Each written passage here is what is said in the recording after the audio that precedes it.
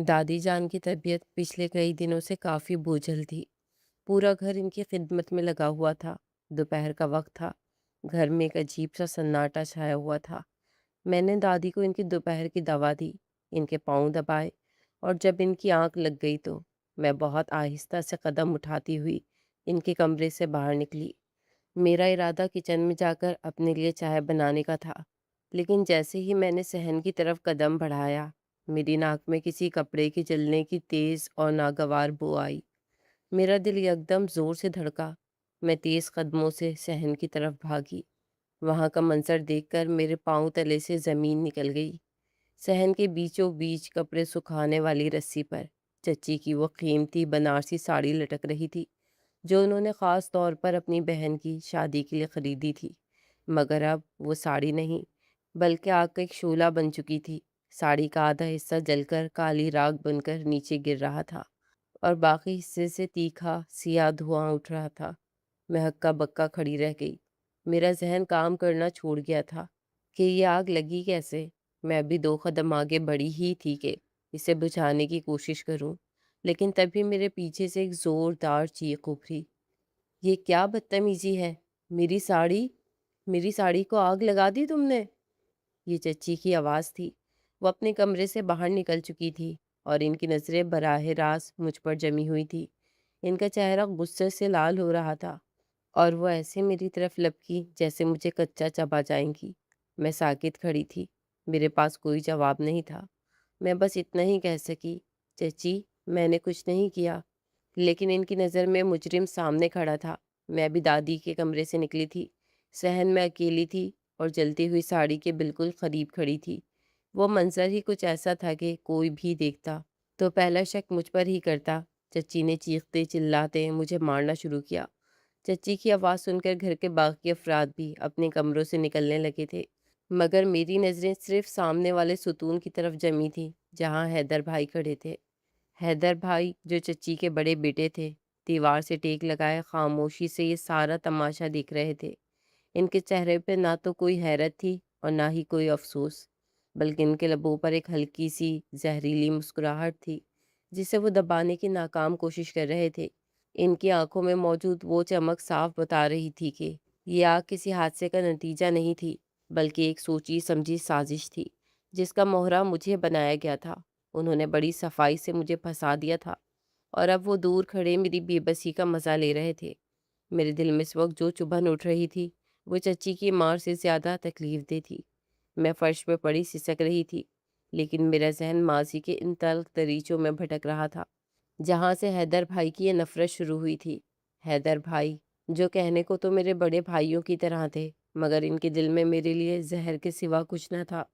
ये सब एकदम नहीं हुआ था। इस दुश्मनी की जड़ें बहुत गहरी थी। ये 1 साल पुरानी बात थी।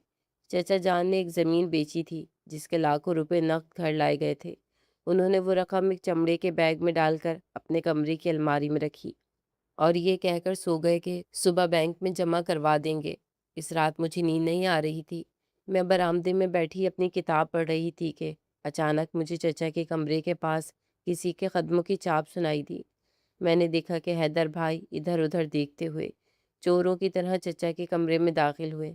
मेरा माथा ठनका। थोड़ी ही देर बाद वो बाहर निकले तो इनके हाथ में वही बैग था, और इनका चेहरा पसीने से शराबोर था। वो सीधे किचन की तरफ गए और फिर वहाँ से अपने कमरे की तरफ भागे। मैं सब समझ गई थी, लेकिन खौफ के मारे कुछ ना बोल सकी। अगली सुबह जैसे ही सूरज तुलू हुआ, घर में कयामत टूट पड़ी। चचा की चिंगार ने पूरे घर को जगा दिया था। मेरा बैग कहाँ गया? पूरे 30 लाख रुपए थे इसमें। वो पागलों की तरह चीज़ें इधर उधर फेंक रहे थे। घर के तमाम मुलाजमीन को लाइन में खड़ा कर दिया था। हैदर भाई सबसे आगे खड़े थे। इनके चेहरे पर ऐसी मासूमियत थी कि कोई शक भी ना कर सके।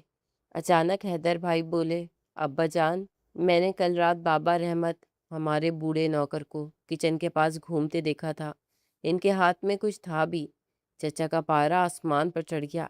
वो बाबा रहमत की तरफ झपटे, जो हाथ जोड़कर अपनी बेगुनाही की दुहाइयाँ दे रहे थे। हैदर भाई ने बड़ी होशियारी से वो खाली बैग पहले ही बाबा रहमत की कोठरी में एक पुराने टीन के डब्बे के पीछे छुपा दिया था। जब बैग वहां से बरामद हुआ तो چچا نے بابا رحمت پر ڈنڈے برسانا شروع کر دیے۔ وہ بوڑھا آدمی جس نے اپنی پوری زندگی اس گھر کی خدمت میں گزاری تھی، فرش پہ پڑا اپنی سفید داڑھی کی لاج رکھنے کے لیے بھیک مانگ رہا تھا۔ مجھ سے یہ منظر دیکھا نہ گیا۔ میں آگے بڑھی اور کانپتی آواز میں کہا، رک جائیں چچا جان، بابا رحمت نے چوری نہیں کی۔ پورے گھر میں سناٹا چھا گیا۔ چچا نے مجھے غصے سے دیکھا۔ تمہیں کیا پتا؟ بیگ ان کی کوٹری سے ملا ہے۔ میں نے ہمت جمع کی اور حیدر بھائی کی طرف اشارہ کیا۔ میں نے کل رات اپنی آنکھوں سے حیدر بھائی کو چچا کے کمرے سے بیگ نکال کر کچن میں جاتے دیکھا تھا۔ حیدر بھائی کا رنگ پیلا پڑ گیا، لیکن اس سے پہلے کہ وہ کچھ کہتے، چچی ایک دم ڈھال بن کر اپنے بیٹے کے سامنے آ کھڑی ہوئی۔ تمہاری ہمت کیسے ہوئی میرے بیٹے پر الزام لگانے کی؟ وہ مجھ پر برس پڑی۔ یہ لڑکی جھوٹ بول رہی ہے۔ حیدر تو کل رات سر درد کی وجہ سے اپنے کمرے سے نکلا ہی نہیں۔ یہ بابر احمد کو بچانے کے لیے میرے بیٹے کو بدنام کر رہی ہے۔ چچی نے حیدر کا ہاتھ پکڑا اور بلند آواز میں بولی، حیدر کبھی ایسا نہیں کر سکتا۔ اگر اسے پیسے چاہیے ہوتے تو وہ مجھ سے مانگتا۔ اپنے باپ کے پیسے کیوں چراتا؟ یہ سب اس یتیم لڑکی کی سازش ہے جو ہمارے گھر کا سکون برباد کرنا چاہتی ہے۔ چچا تذبذب میں تھے، مگر میں ہار ماننے والی نہیں تھی۔ چچا جان، اگر میں جھوٹ بول رہی ہوں تو حیدر بھائی کے کمرے میں موجود ان کے کالے جوتوں کا ڈبہ چیک کر لیں، شاید وہاں کچھ مل جائے۔ میں نے انہیں رات کو وہاں کچھ چھپاتے دیکھا تھا۔ چچا تیزی سے حیدر کے کمرے میں گئے۔ چچی ان کے پیچھے پیچھے دوڑی، مگر جب چچا نے الماری کے نیچے سے وہ جوتوں کا ڈبہ نکالا اور اسے کھولا تو سب کی زبانیں گنگ ہو گئی۔ وہ 30 لاکھ روپے ربڑ بینڈ سے بندھے ہوئے اسی ڈبے میں موجود تھے۔ چچا کا چہرہ غصے سے کالا پڑ گیا تھا۔ انہوں نے پلٹ کر حیدر کی قمیص کا گریبان پکڑا اور اسے گھسیٹتے ہوئے صحن میں لے آئے۔ چچی اب بھی بیچ میں آ رہی تھی۔ نہیں، یہ اس نے نہیں رکھے ہوں گے، کسی نے اسے پھنسایا ہے۔ مگر اس بار چچا نے ایک نہ سنی۔ انہوں نے پوری قوت سے حیدر کے منہ پر پہلا تھپڑ مارا۔ بغیرت، اپنے ہی باپ کے گھر میں ڈاکہ ڈالتا ہے اور الزام اس بوڑھے پر لگاتا ہے۔ دوسرا تھپڑ اتنی زور سے لگا کہ حیدر کا توازن بگڑ گیا اور وہ زمین پر جا گرا۔ اس وقت حیدر نے سر اٹھا کر میری طرف دیکھا۔ ان کی آنکھوں میں ندامت نہیں تھی، بلکہ ایک وحشیانہ آنکھ تھی جو صرف میرے لیے تھی۔ چچی نے رو رو کر حیدر کو مزید پٹنے سے تو بچا لیا، لیکن اس دن سے حیدر کے دل میں میرے لیے دشمنی پیدا ہو گئی۔ چچی نے بھی اس دن کے بعد مجھے کبھی معاف نہیں کیا، کیونکہ ان کے نزدیک میں نے ان کے لاڈلے بیٹے کو سب کی نظروں میں گرایا تھا۔ اس واقعے کے بعد حیدر بھائی کے تیور بدلے بدلے سے تھے۔ چچی نے اس دن کے بعد سے مجھ سے بات کرنا تقریباً چھوڑ دی تھی۔ وہ ہر وقت حیدر کی طرفداری کرتی اور مجھے منحوس سمجھتی تھیں۔ حیدر بھائی اب اکثر رات گئے گھر آتے اور ان کے پاس مہنگے تحائف اور نئے فون نظر آنے لگے تھے۔ سب سمجھ رہے تھے کہ شاید وہ سدھر گئے ہیں، لیکن حقیقت اس کے برعکس تھی۔ ایک شام میں چھت پر کپڑے اتارنے گئی تو دیکھا کہ حیدر بھائی منڈیر کے پاس کھڑے کسی سے فون پر بہت دھیمی آواز میں بات کر رہے تھے۔ ان کا لہجہ ایسا تھا جیسے وہ کسی کی منتیں کر رہے ہوں۔ تم فکر مت کرو زویا، میں نے بندوبست کر لیا ہے۔ آج رات میں امی کے وہ سونے کے کڑے لے آؤں گا جو انہوں نے اپنی بہن کی شادی کے لیے رکھے ہیں۔ بس تم میرا ساتھ مت چھوڑنا۔ میرے پیروں تلے سے زمین نکل گئی۔ وہ کڑے چچی کی جان تھے، ان کی واحد نشانی جو انہیں ان کی ماں نے دی تھی۔ میں وہیں سائے میں چھپ گئی اور دیکھا کہ حیدر بھائی نے جیب سے ایک چھوٹی سی آری نما چیز نکالی اور چچی کی الماری کی نقلی چابی بنانے کی کوشش کرنے لگے۔ وہ زویا نامی لڑکی کے عشق میں اس حد تک اندھے ہو چکے تھے کہ انہیں گھر کی عزت کا بھی خیال نہیں رہا۔ اگلی صبح میں نے دیکھا کہ حیدر بھائی گھر سے بہت جلدی نکل رہے ہیں۔ ان کے ہاتھ میں ایک چھوٹا سا مخملی ڈبہ تھا جو وہ اپنی جیکٹ میں چھپا رہے تھے۔ میں جانتی تھی کہ اگر آج میں خاموش رہی تو چچی کی زندگی بھر کی جمع پونجی چلی جائے گی۔ میں نے فوراً چچا جان کو اطلاع دی، مگر اس بار میں نے ایک چال چلی۔ میں نے چچا سے کہا کہ وہ حیدر بھائی کا پیچھا کرے تاکہ وہ رنگے ہاتھوں پکڑے جائیں اور چچی یہ نہ کہہ سکے کہ میں جھوٹ بول رہی ہوں۔ چچا جان نے غصے میں پیچھا کرنے کو کہا۔ ہم دونوں ایک قریبی بازار کے کیفے کے باہر پہنچے جہاں حیدر بھائی اس لڑکی کا انتظار کر رہے تھے۔ جیسے اس لڑکی نے قدم رکھا اور حیدر بھائی نے وہ سونے کے کڑے نکال کر اسے دینا چاہے، چچا جان ایک طوفان کی طرح ان کے سر پر جا پہنچے۔ چچا نے وہ کڑے حیدر کے ہاتھ سے جھپٹ لیے۔ حیدر بھائی نے گھبرا کر بھاگنے کی کوشش کی، لیکن چچا نے ان کا گریبان پکڑ لیا اور بازار کے بیچوں بیچ سب کی نظروں کے سامنے ان کے منہ پر ایک بھرپور تھپڑ رسید کیا۔ یہ ان کڑوں کے لیے جو تو نے اپنی ماں کی ممتا سے چرائے۔ اور پھر دوسرا تھپڑ مارتے ہوئے کہا، اور یہ اس ذلت کے لیے جو تو اس خاندان کے لیے لایا ہے۔ وہ لڑکی تو بھیڑ کا فائدہ اٹھا کر بھاگ گئی، لیکن حیدر بھائی وہیں سڑک پر گر گئے۔ ان کی نظریں جب مجھ پر پڑی تو ان کی آنکھوں میں خون اتر آیا۔ وہ تھپڑ ان کے گال پر نہیں، ان کی مردانگی اور ان کی انا پر لگے تھے۔ گھر آ کر چچی نے ایک بار پھر حیدر کا دفاع کرنا چاہا۔ بچہ ہے، بہک گیا ہوگا، اسے سب کے سامنے کیوں مارا؟ لیکن چچا نے صاف کہہ دیا کہ اگر یہ نہ بتاتی تو آج تم سڑک پر ہوتی۔ چچی نے اس دن مجھ پر وہ نگاہ ڈالی کہ میں کانپ اٹھی۔ ان کے نزدیک حیدر کی چوری بڑی نہیں تھی، میرا اس چوری کو پکڑوانا بڑا گناہ تھا۔ حیدر بھائی کئی دن اپنے کمرے میں بند رہے۔ انہوں نے کھانا پینا چھوڑ دیا، مگر وہ معافی مانگنے کے لیے نہیں بلکہ انتقام کا منصوبہ بنانے کے لیے تھا۔ وہ اکثر رات کو میرے کمرے کے پاس سے گزرتے ہوئے دروازے پہ دستک دیتے اور سرگوشی میں کہتے، دو تھپڑ، دو تھپڑ لگوائے ہیں نا تم نے، یاد رکھنا میں تمہیں ایسی جگہ ماروں گا جہاں سے تمہاری چیخیں بھی باہر نہیں نکلیں گی۔ آج جب میں صحن میں چچی کی جلی ہوئی ساڑی کے پاس کھڑی تھی تو مجھے وہ بازار والا دن اور حیدر کی وہ دھمکی یاد آ گئی۔ انہوں نے آج اپنا حساب برابر کرنے کا آغاز کر دیا تھا۔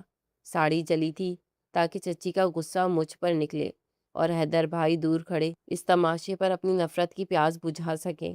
چچی کا غصہ ویسے ہی مشہور تھا اور آج تو ان کی سب سے پیاری چیز کو آگ لگی تھی۔ جیسے ہی ان کی نظر مجھ پر اور جلی ہوئی ساڑی پر پڑی، ان کے اندر کا انسان جیسے مر گیا۔ وہ دھڑ دھڑاتی ہوئی میری طرف آئیں اور اس سے پہلے کہ میں کچھ بولتی انہوں نے میرے بالوں سے مجھے جکڑ لیا۔ نیچ لڑکی، تیری اتنی ہمت! پہلے میرے بیٹے کو سب کی نظروں میں گرایا اور اب میری ساڑی جلا دی۔ ان کی آواز میں ایسی کڑواہٹ تھی کہ میرا کلیجہ منہ کو آ گیا۔ انہوں نے ایک کے بعد ایک میرے منہ پر تماچے مارنے شروع کیے۔ ایک تماچا اتنی زور سے لگا کہ میری آنکھوں کے سامنے اندھیرا چھا گیا اور میرے ہونٹ سے خون بہنے لگا۔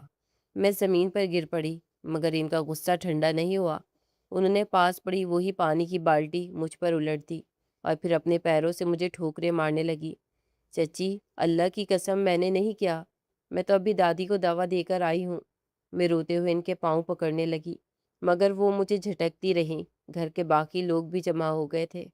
تائی جان، کزن اور ملازم سب خاموش کھڑے دیکھ رہے تھے۔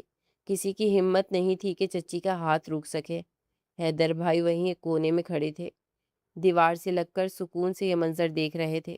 جب ہماری نظریں ملی تو انہوں نے بہت دھیرے سے اپنی گردن کو جنبش دی، جیسے کہہ رہے ہو ابھی تو شروعات ہے۔ ان کی وہ زہریلی مسکراہٹ میرے جسم کے زخموں سے زیادہ تکلیف دے رہی تھی۔ چچا جان بھی وہاں آ گئے، مگر چچی نے انہیں بولنے ہی نہیں دیا۔ آج کوئی بیچ میں نہیں آئے گا، یہ منحوس ہے، اس گھر کے لیے کالا ناگ ہے یہ۔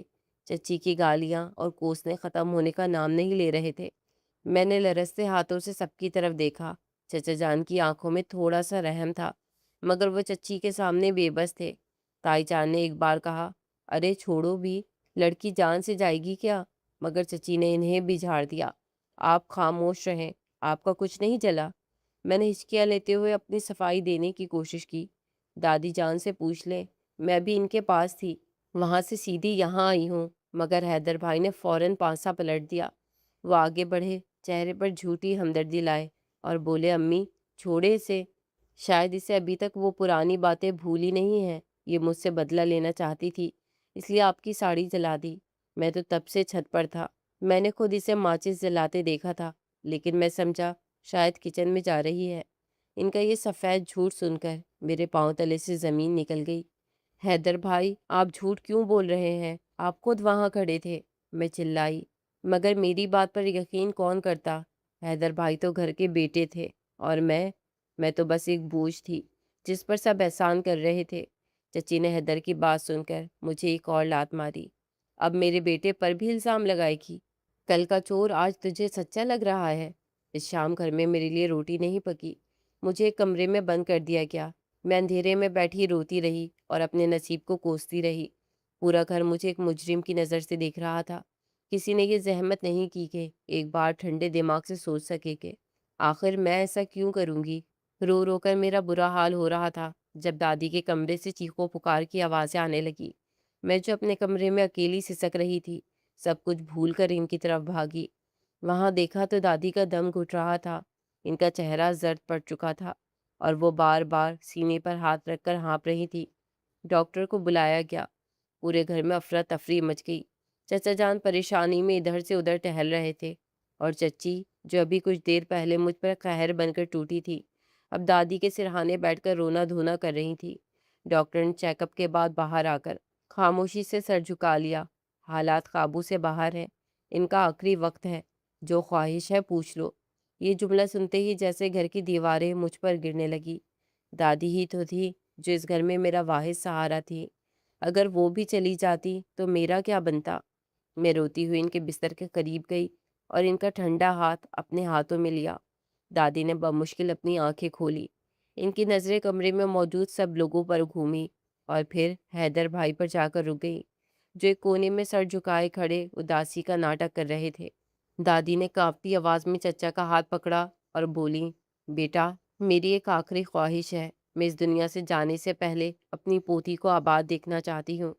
میں چاہتی ہوں کہ آج اور اسی وقت میری نظروں کے سامنے حیدر اور اس کا نکاح پڑھا دیا جائے۔ یہ سننا تھا کہ میرے کانوں میں سیٹیاں بجنے لگی۔ میرا دل جیسے دھڑکنا بھول گیا۔ میں نے وحشت زدہ نظروں سے دادی کو دیکھا، وہ دادی جو مجھ سے سب سے زیادہ پیار کرتی تھی، آج نادانی میں مجھے اسی بھیڑیے کے حوالے کر رہی تھی جس نے آج دوپہر میری زندگی جہنم بنائی تھی۔ دادی کی بات سن کر پورے کمرے میں موت جیسی خاموشی چھا گئی۔ چچی کے چہرے پہ ایک لمحے کے لیے حیرت آئی، مگر پھر ان کی آنکھوں میں ایک فاتحانہ چمک دوڑی۔ وہ جانتی تھی کہ اب بدلہ لینے کا سب سے سنہری موقع ان کے ہاتھ آ گیا ہے۔ حیدر کی بیوی بن کر میں پوری زندگی ان کے رحم و کرم پر رہوں گی۔ میں نے ہمت جمع کی اور لرزتے ہوئے ہاتھ جوڑے اور چچا کی طرف دیکھا۔ چچا جان، خدا کے لیے ایسا مت کریں، میں یہ نکاح نہیں کر سکتی۔ میری آواز حلق میں ہی پھنس رہی تھی۔ میں نے دادی کی طرف دیکھ کر گڑ گڑاتے ہوئے کہا، دادی جان، آپ تو سب جانتی ہیں، آپ کیوں مجھے آگ میں دھکیل رہی ہیں؟ مگر دادی اس وقت کسی کی سننے کی حالت میں نہیں تھی۔ وہ بار بار ایک ہی بات دہرا رہی تھی، اگر تم لوگوں نے میرا کہا نہ مانا تو میں مرتے دم تم لوگوں کو معاف نہیں کروں گی۔ کیا میری آخری تمنا بھی پوری نہیں ہوگی؟ چچا جان جو ہمیشہ میری حمایت کرتے تھے، اس وقت ایک بیٹے کے فرض تلے دبے ہوئے تھے۔ انہوں نے میری طرف دیکھا۔ ان کی آنکھوں میں بے چارگی تھی، مگر زبان ساکت تھی۔ انہوں نے دبی آواز میں کہا، بیٹا، دادی کی حالت دیکھو، ان کی ضد نہ توڑو۔ حیدر سدھر جائے گا، یہ گھر تمہارا اپنا ہے۔ مگر چچا جان، وہ مجھ سے نفرت کرتے ہیں، میں چلائی، مگر میری آواز کسی دیوار سے ٹکرا کر واپس آ گئی۔ حیدر بھائی نے اس دوران ایک لفظ بھی نہیں کہا۔ وہ خاموشی سے تماشا دیکھ رہے تھے۔ ان کے خاموشی رضامندی نہیں تھی، بلکہ وہ خاموشی شکاری کی تھی جس نے دیکھ لیا تھا کہ شکار اب خود چل کر اس کے پنجرے میں آ گیا ہے۔ گھر کے باقی لوگوں نے بھی دادی کی بات کو حرف آخر مان لیا۔ کسی نے میرے آنسو نہیں دیکھے، کسی نے میری وہ کانپتی ہوئی انگلیاں نہیں دیکھی جو زندگی کی بھیک مانگ رہی تھی۔ میرا دل کسی بھاری پتھر کی طرح سینے میں بیٹھ گیا۔ میں جان گئی تھی کہ اس گھر میں اب میری مرضی کی کوئی وقت نہیں رہی۔ دادی کی ممتا کو ڈھال بنا کر میری زندگی کا سودا کیا جا رہا تھا، اور میں وہ بدقسمت لڑکی تھی جسے اپنی ہی موت کے پروانے پہ دستخط کرنے کے لیے مجبور کیا جا رہا تھا۔ نکاح کی تیاریاں اتنی تیزی سے شروع ہوئیں کہ مجھے سنبھلنے کا موقع ہی نہ ملا۔ ایسے لگ رہا تھا جیسے سب پہلے سے تیار بیٹھے تھے، بس ایک اشارے کی دیر تھی۔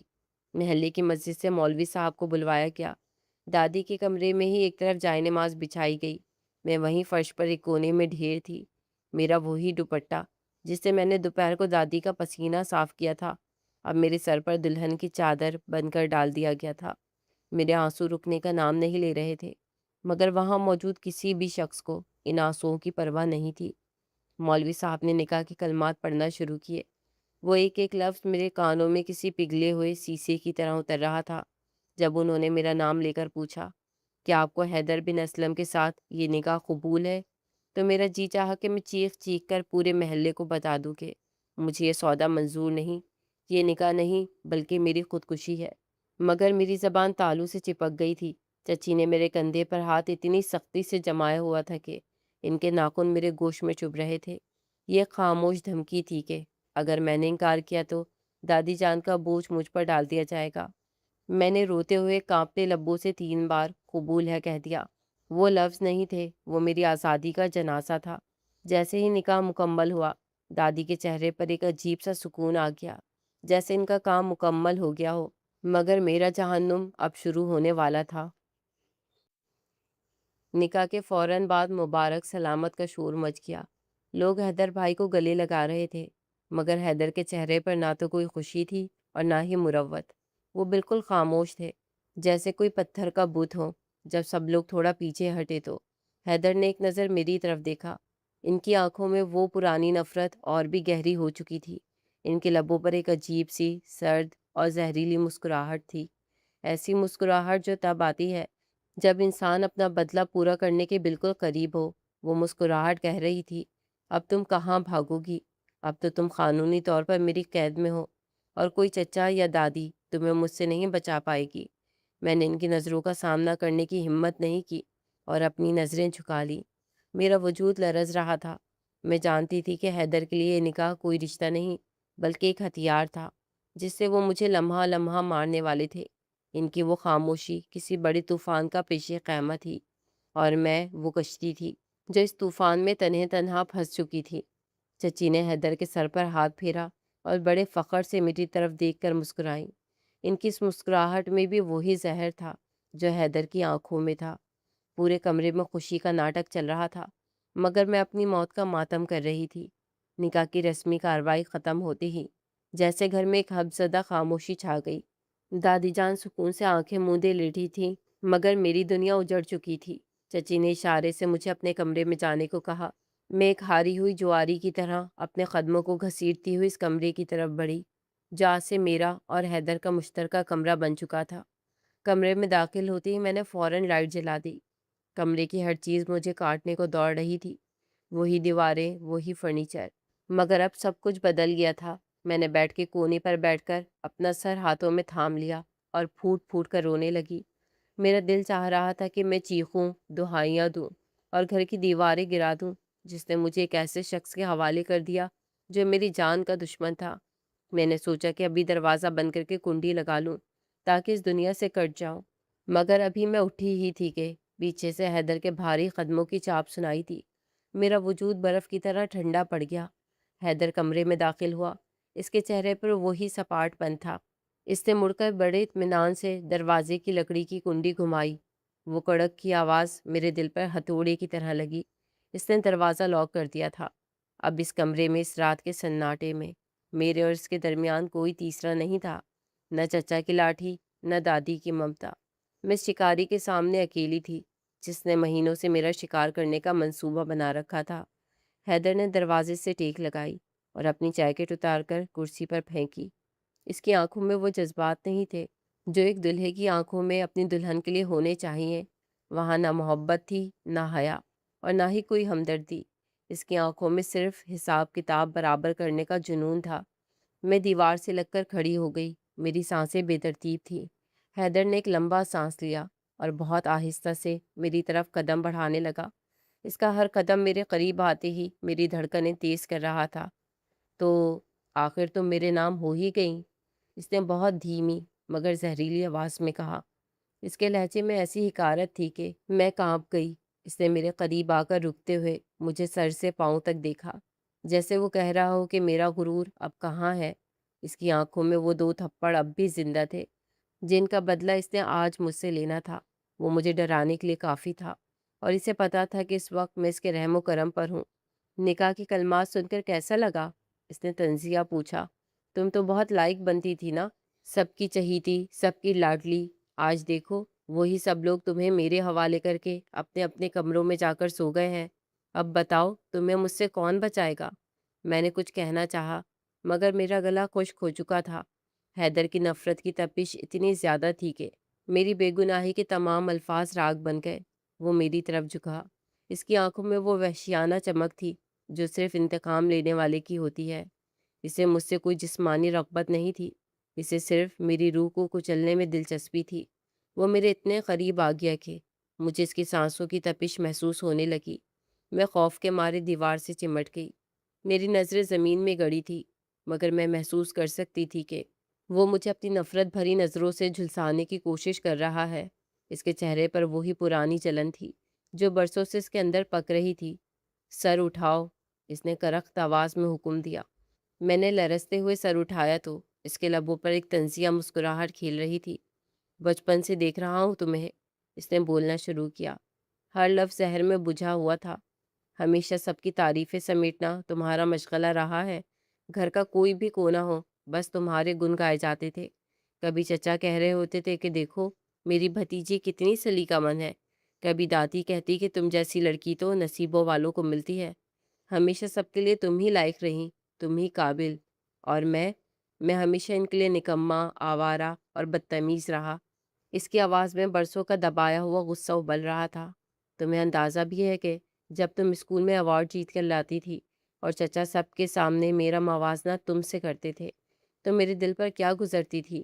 تم نے صرف میری چوری نہیں پکڑوائی تھی، تم نے میرا وقار خاک میں ملایا تھا۔ اس نے ایک قدم اور آگے بڑھایا۔ اب ہمارے درمیان فاصلہ نہ ہونے کے برابر تھا۔ اس کے لہجے میں حسد کی وہ بو تھی جو انسان کو اندھا کر دیتی ہے۔ چچا ہمیشہ تمہارے لیے فخر سے بات کرتے تھے، اس نے حقارت سے کہا۔ تمہارے نمبر، تمہارے ایوارڈز، تمہاری تمیز۔ کسی نے کبھی مجھ سے پوچھا کہ حیدر تم کیا چاہتے ہو؟ سب نے بس یہی کہا کہ کاش حیدر بھی اس لڑکی جیسا ہوتا۔ تم میری زندگی کا وہ کانٹا تھی جو مجھے ہر پل چبھتا تھا، اور آج قدرت نے وہی کانٹا میرے ہاتھ میں تھما دیا ہے کہ میں اسے جتنا چاہوں مسل دوں۔ وہ تھوڑا اور جھکا۔ اس کی آنکھیں میری آنکھوں میں گڑی تھی۔ اس نکاح کو رشتہ مت سمجھنا، یہ تمہاری وہ قید ہے جس کی چابی صرف میرے پاس ہے۔ اب کوئی چچا تمہاری حمایت میں نہیں آئے گا، کوئی دادی تمہارے آنسو نہیں پوچھے گی۔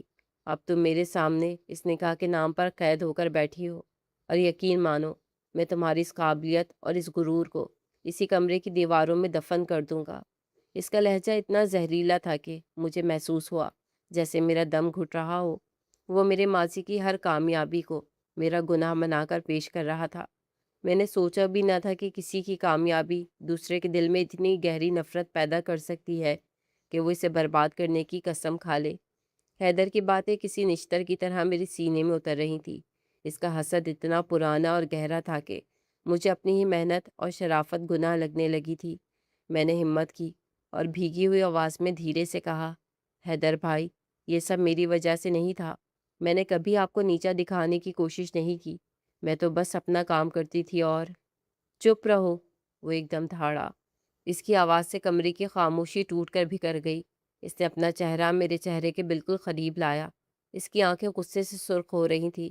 تمہاری یہ معصومیت، تمہارا یہ دھیما لہجہ، اور تمہاری یہ مصنوعی مسکراہٹ، یہ سب مجھے زخم دیتی ہیں۔ مجھے پتہ ہے اس کے پیچھے کتنا مکار دماغ چھپا ہے۔ آج کے بعد اپنی صفائی پیش کرنے کی ضرورت نہیں ہے۔ آج سے تم جان لو کہ اس کمرے میں تم میری مرضی کے بغیر سانس بھی نہیں لوگی۔ تمہاری ہر خوشی، تمہاری ہر بات اب میری اجازت کی محتاج ہوگی۔ ابھی میں سنبھل بھی نہ پائی تھی کہ اس نے جھپٹ کر میری کلائی سختی سے پکڑ لی۔ اس کی گرفت اتنی مضبوط تھی کہ مجھے اپنی ہڈیوں کے چٹکنے کا احساس ہوا۔ میں تکلیف سے کرا اٹھی، مگر اس کے چہرے پر رحم کا دور دور تک نام نہ تھا۔ یہ ہاتھ بہت اٹھتے تھے نا صفائی دینے کے لیے، یہ زبان بہت چلتی تھی میری شکایتیں لگانے کے لیے۔ اس نے میری کلائی کو زور سے مروڑا، جیسے وہ اپنی زندگی کی تمام شکستوں، ان دو تھپڑوں اور اس ذلت کا بدلہ میری اس بے بسی سے لینا چاہتا ہو۔ اس کی آنکھوں میں نفرت کا ایسا طوفان تھا کہ میں لرز کر رہ گئی۔ مجھے لگا شاید وہ آج مجھے جان سے ہی مار دے گا۔ میرا سانس سینے میں اٹک گیا اور آنسو خود بخود بہنے لگے۔ میں نے تڑپ کر اپنا ہاتھ چھڑانے کی کوشش کی، مگر اس کی طاقت کے سامنے میں کچھ بھی نہیں تھی۔ پھر اچانک جیسے اس کا دل بھر گیا ہو، اس نے حقارت سے میری کلائی کو ایک جھٹکا دے کر چھوڑا، جس سے میں توازن برقرار نہ رکھ سکی اور بیٹھ کے کونے سے جا ٹکرائی۔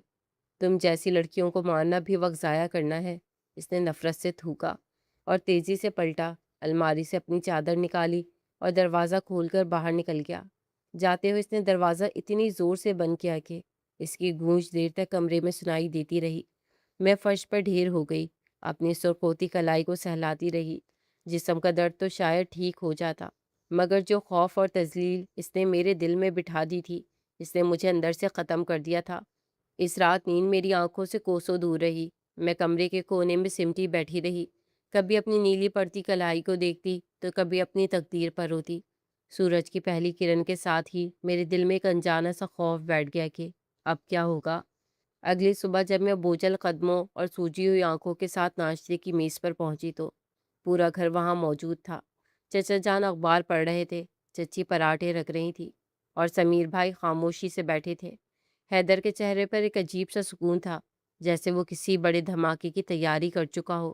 جو ہی میں نے کرسی کھینچی، حیدر نے اچانک زور سے اپنا ہاتھ میز پر مارا اور اونچی آواز میں بولا، ابا جان، اب میں مزید یہ ڈرامہ نہیں کر سکتا۔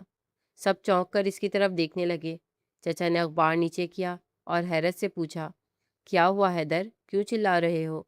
حیدر نے ایک نفرت بھری نظر مجھ پر ڈالی اور پھر چچا کی طرف دیکھ کر بولا، یہ نکاح آپ لوگوں نے زبردستی کیا ہے۔ یہ لڑکی مجھ سے شادی کرنا ہی نہیں چاہتی تھی۔ اس کے دل میں تو کوئی اور بسا ہوا ہے۔ اس نے کل رات مجھے خود بتایا کہ وہ کسی اور کو پسند کرتی ہے اور یہ نکاح اس کے لیے ایک بوجھ ہے۔ آپ لوگوں نے اسے میرے گلے باندھ دیا ہے اور میں ایک ایسی لڑکی کے ساتھ زندگی نہیں گزار سکتا جس کا دل کہیں اور ہو۔ حیدر کے الفاظ کسی ایٹم بم کی طرح میز پر گرے۔ چچی کے ہاتھ سے پلیٹ چھوٹتے چھوٹتے بچی۔ انہوں نے فوراً نفرت اور غصے سے میری طرف دیکھا۔ میں تو پہلے ہی کہتی تھی کہ اس کی شرافت کے پیچھے کوئی نہ کوئی کالا منہ چھپا ہے۔ دیکھا آپ نے، میری تربیت پہ شک کرنے والوں، آج اپنی لاڈلی کا کرتوت دیکھ لیں۔ چچا جان کے چہرے پہ تذبذب اور دکھ کے بادل چھا گئے۔ انہوں نے مجھ سے کبھی ایسی امید نہیں کی تھی۔ کیا یہ سچ ہے؟ ان کی آواز میں ایک لرزش تھی جو میرے دل کو چیر گئی۔ میری زبان گنگ ہو گئی تھی۔ میں نے خواب میں بھی نہیں سوچا تھا کہ حیدر بدلہ لینے کے لیے میری عزت پر ہاتھ ڈالے گا۔ میری آنکھوں میں آنسو تیرنے لگے۔ میں نے چاہا کہ چلا کر کہوں کہ یہ جھوٹ ہے، سفید جھوٹ ہے، مگر حیدر نے اتنے یقین اور اتنی صفائی سے یہ بہتان لگایا تھا کہ سچ اور جھوٹ کی تمیز ختم ہو گئی تھی۔ حیدر نے مزید زہر اگلتے ہوئے کہا، ہاں ابا، یہ رو کر اب آپ کو پگھلانے کی کوشش کرے گی، مگر حقیقت یہی ہے کہ اس نے مجھے اپنی پسند کے بارے میں بتا دیا ہے۔ اب فیصلہ آپ کے ہاتھ میں ہے۔ میں ایسی بے وفا لڑکی کے ساتھ ایک چھت کے نیچے نہیں رہوں گا۔ پورا کمرہ جیسے مجھ پر گھومنے لگا۔ چچی کی گالیاں، چچا کی خاموش نظریں اور حیدر کی وہ شیطانی مسکراہٹ۔ میں ایک بار پھر تنہا کھڑی تھی اور اس بار الزام صرف ساڑی چلانے کا نہیں، میری پاک دامنی کا تھا۔ حیدر کے ان الفاظ نے میرے پیروں تلے سے زمین نکال دی تھی۔ میں نے کبھی سوچا بھی نہیں تھا کہ کوئی مرد اپنا بدلہ لینے کے لیے اتنا گر سکتا ہے کہ ایک عورت کی عصمت اور اس کے کردار پر سرعام کیچڑ اچھال دے۔ میں نے لرزتے وجود کے ساتھ چچا کی طرف دیکھا۔ میری آنکھوں سے آنسو ٹوٹ کر میرے گالوں پر بہہ رہے تھے۔ میں نے چاہا کہ میں دہائی دوں، ان کے پاؤں پکڑ کر کہوں کہ چچا جان، آپ تو مجھے بچپن سے جانتے ہیں، کیا میں ایسا سوچ بھی سکتی ہوں؟ مگر حیدر کے الفاظ کسی زہریلی تلوار کی طرح سب کے دلوں میں پیوست ہو چکے تھے۔ بولو، اب چپ کیوں ہو؟ چچی نے میز پر جھک کر مجھ پر دھاڑتے ہوئے کہا، اب تمہاری وہ لمبی زبان کہاں گئی جو میرے بیٹے کی شکایتیں لگانے کے لیے ہر وقت تیار رہتی تھی؟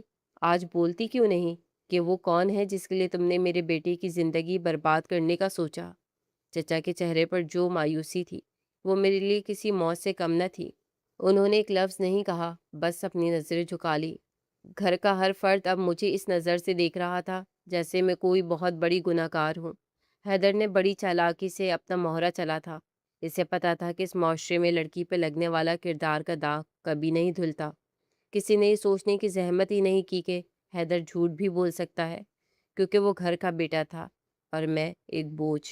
اس کے بعد گھر کے حالات مکمل طور پر بدل گئے۔ میں زندہ تو تھی، مگر ایک لاش کی طرح۔ کئی دنوں تک گھر میں میری خاموشی کو میرا اعتراف جرم سمجھا گیا۔ میں نے صفائی دینا چھوڑ دی تھی، کیونکہ میں جان گئی تھی کہ یہاں سچ سننے والا کوئی نہیں ہے۔ چچی نے مجھے گھر کے کاموں میں نوکرانیوں سے بھی بدتر بنا دیا تھا اور حیدر نے مجھ سے بات کرنا تو دور، میری طرف دیکھنا بھی چھوڑ دیا تھا۔ وہ اکثر راتوں کو گھر نہیں آتا تھا اور جب آتا تو مجھے طنزیہ نظروں سے دیکھ کر گزر جاتا۔ میں نے خود کو ایک کمرے میں قید کر لیا تھا، سارا دن کچن میں کام کرتی اور رات کو مصلے پر بیٹھ کر اللہ سے اپنے حق کی دعا مانگتی۔ مجھے یقین تھا کہ وہ ذات سب دیکھ رہی ہے۔ حیدر نے جو بیج بویا تھا، اسے ایک نہ ایک دن اسے کاٹنا ہی تھا۔ محلے میں بھی باتیں ہونے لگی تھی کہ حیدر اور اس کی نئی نویلی دلہن کے درمیان کچھ ٹھیک نہیں ہے، مگر میں نے صبر کا دامن نہیں چھوڑا۔ میں نے طے کر لیا تھا کہ میں لڑوں گی نہیں، بلکہ وقت کو ثابت کرنے دوں گی کہ سچ کیا ہے۔ میں ہر روز چچی کی جھڑکیاں سنتی، حیدر کی نفرت جھیلتی اور چچا کی وہ خاموش نگاہیں برداشت کرتی جو مجھے مجرم سمجھتی تھی، مگر میرے اندر ایک یقین تھا کہ یہ کالی رات ختم ہوگی اور میرا وقار مجھے واپس ملے گا۔ 6 مہینے ایسے ہی گزر گئے۔ میں نے یہ 6 مہینے کس کرب میں گزارے تھے صرف میں ہی جانتی تھی۔ اور پھر ایک رات وہ ہوا جس کا میں نے تصور بھی نہیں کیا۔ حیدر ہمیشہ کی طرح دیر سے گھر لوٹا۔ اس کے قدموں میں لڑکھڑاہٹ تھی اور لہجے میں شراب کی بو کے ساتھ ساتھ وہ گھمنڈ بھی تھا جس نے میری زندگی برباد کر کے حاصل کیا تھا۔ میں برآمدے کے کونے میں اندھیرے میں سمٹی بیٹھی تھی کہ اچانک اس کے فون کی گھنٹی بجی۔ اس نے فون اٹھایا اور لڑکھڑاتی زبان میں ہنسنا شروع کر دیا۔ ارے زویا، تم فکر کیوں کرتی ہو؟ اس کی آواز برآمدے کی خاموشی کو چیر رہی تھی۔ ابا کو تو میں نے ایسا الو بنایا ہے کہ وہ اب اس یتیم لڑکی کی شکل دیکھنا بھی گوارا نہیں کرتے۔ میں نے اس کے کردار پر وہ کیچڑ اچھالا ہے کہ وہ ساری زندگی صفائیاں دیتے دیتے مر جائے گی، مگر کوئی یقین نہیں کرے گا۔ میں نے تو نکاح والے دن ہی طے کر لیا تھا کہ اسے ایسی ذلت دوں گا کہ یہ خود ہی اس گھر سے بھاگ جائے گی۔ میرا راستہ اب صاف ہے، بس تھوڑا وقت اور پھر ہم ساتھ ہوں گے۔ وہ اپنی فتح کے نشے میں چور یہ سب اگل رہا تھا، لیکن اسے یہ اندازہ نہیں تھا کہ برآمدے کے دوسرے کونے میں چچا جان کھڑے یہ سب سن رہے تھے۔ اپنے بیٹے کے منہ سے اپنی ہی بھتیجی کے خلاف یہ غلیظ سازش سن کر جیسے پتھر کے ہو گئے۔ ان کے ہاتھ سے پانی کا گلاس چھوٹ کر فرش پر گرا اور اس کی آواز نے حیدر کے ہوش اڑا دیے۔ چچا جان اندھیرے سے نکل کر روشنی میں آئے تو ان کا چہرہ غصے سے تمتما رہا تھا۔ حیدر کے ہاتھ سے فون گر گیا اور اس کا رنگ پیلا پڑ گیا۔ پورے گھر میں شور مچ گیا۔ چچی اور ان کا چھوٹا بیٹا سمیر بھی اپنے کمروں سے باہر نکل آئے۔ چچا نے حیدر کی قمیص کا گریبان پکڑ کر اسے سب کے سامنے صحن کے بیچوں بیچ لا کھڑا کیا۔ تو یہ تھی تمہاری حقیقت؟ چچا کی آواز میں وہ گرج تھی کہ در و دیوار کانپ اٹھے۔ اپنی نالائکیوں کو چھپانے کے لیے تم نے اس بچی کو ذلیل کیا، تم نے اپنی کمزوریوں کا الزام اس پر ڈالا۔ مگر حیدر، یاد رکھنا، جھوٹ کے پاؤں نہیں ہوتے۔ آج تمہاری اپنی زبان نے تمہیں بے نقاب کر دیا ہے۔ دیکھو اسے، یہ آج بھی یہاں تم سے زیادہ بلند اور مضبوط کھڑی ہے کیونکہ سچ کا سہارا اس کے پاس تھا۔ تم نے اس کا کردار نہیں، اپنا مستقبل برباد کیا ہے۔ حیدر کے پاس اب کوئی جواب نہیں تھا۔ وہ شخص جو کل تک گردن اکڑا کر مجھ پر تہمتیں لگاتا تھا، آج نظر اٹھانے کے قابل بھی نہیں تھا۔ اس کے دوست، اس کے عیاشیاں اور اس کا وہ جھوٹا غرور سب خاک میں مل چکا تھا۔ اس نے معافی تو نہیں مانگی، لیکن اس کی وہ خاموش ندامت اور سر جھکا کر کمرے کی طرف جانا اس بات کا ثبوت تھا کہ وہ ہار چکا ہے۔ میں وہیں کھڑی تھی، میرے گالوں پر آنسو تو تھے، مگر آج وہ دکھ کے نہیں بلکہ فتح کے آنسو تھے۔ میرا وقار، جسے حیدر نے نیلام کرنے کی کوشش کی تھی، اللہ نے سب کے سامنے سے پہلے سے زیادہ معتبر کر کے مجھے لوٹا دیا تھا۔ اگلی صبح چچا جان میرے پاس آئے۔ ان کی آنکھوں میں وہ شفقت واپس آ چکی تھی جو حیدر کے جھوٹ نے چھین لی تھی۔ انہوں نے میرے سر پر ہاتھ رکھا اور ان کی آواز بھر آئی، بیٹی مجھے معاف کر دینا، میں نے ایک جھوٹے شخص کی باتوں میں آ کر تمہارا دل دکھایا۔ میرا بیٹا تمہارے قابل ہی نہیں تھا، وہ تو ایک گھٹیا انسان نکلا جس نے اپنی ماں کی آخری خواہش کا بھی بھرم نہیں رکھا۔ میں نے نکاح کے وقت دادی کی حالت دیکھ کر کچھ نہیں کہا تھا، لیکن اب میں تمہیں اس جہنم میں نہیں رہنے دوں گا۔ میں چاہتا ہوں کہ تمہاری زندگی اب ایک نئے اور سچے رخ پر چلے۔ چچا جان نے حیدر سے زبردستی طلاق دلوائی اور مجھے اس منحوس رشتے سے آزاد کیا۔ کچھ مہینوں بعد انہوں نے میرا نکاح اپنے چھوٹے بیٹے سمیر سے کروانے کا فیصلہ کیا۔ سمیر جو خاموشی سے میرے دکھ دیکھ رہا تھا اور جس کے دل میں ہمیشہ سے میرے لیے عزت تھی، اس نے مجھے نہ صرف قبول کیا بلکہ سب کے سامنے یہ عہد کیا کہ وہ میرے ماضی کے ہر داغ کو اپنی محبت سے دھو دے گا۔ سمیر ایک قابل اور سمجھدار انسان ثابت ہوا جس نے مجھے وہ مقام دیا جس کی میں حقدار تھی۔ آج وقت کا پہیہ گھوم چکا ہے، میں آج بھی اسی گھر کی بہو ہوں، اسی باورچی خانے میں چچی کے لیے چائے بناتی ہوں، لیکن اب میرے سر پر تہمت زدہ ہونے کا بوجھ نہیں بلکہ سمیر کی بیوی ہونے کا مان ہے۔ حیدر اسی گھر کے ایک تاریک کمرے میں اپنی تنہائیوں کا قیدی ہے، جبکہ میں سمیر کے ساتھ ایک خوشحال زندگی گزار رہی ہوں۔ چچی اب مجھ سے نظریں نہیں ملا پاتی، لیکن میں نے انہیں معاف کر دیا ہے کیونکہ اب میرے پاس وہ سب کچھ ہے جو حیدر مجھ سے چھیننا چاہتا تھا: عزت، محبت اور ایک سچا جیون ساتھی۔